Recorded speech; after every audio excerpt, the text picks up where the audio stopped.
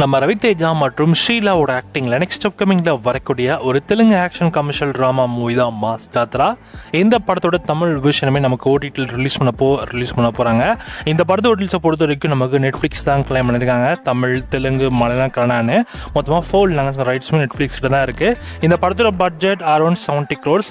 இந்த படத்துக்குமே பார்த்தீங்கன்னா ஒரு பெரிய எதிர்பார்ப்பு இருக்குது. ஏன்னா மாஸ் மகாராஜா ரவிதேஜாவுடைய ஆக்டிங்கில் வரதுனாலையும் அண்ட் அவருடைய அந்த ஒரு கமர்ஷியல் ஸ்டைல் இந்த படத்துலையுமே இருக்குன்ற மாதிரியும் சொல்லப்படுது.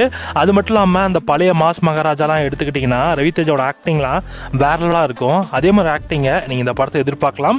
ஸோ இந்த படத்தோடைய தியேட்டரிக்கல் ரிலீஸ் டேட் இப்போ கன்ஃபார்ம் பண்ணிட்டாங்க.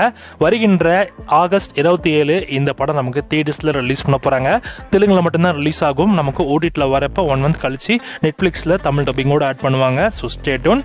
நானே இந்த படத்தை தமிழில் பார்க்க தான் வெயிட் பண்ணிருக்கேன். வெயிட் பண்ணி பார்க்கலாம் மாஸ் ஜாத்ரா மூவி எந்த அளவுக்கு ரவிதேஜா இருக்கு ஒரு பெரிய சக்ஸஸ் படமாக வரப்போகுதுன்னு.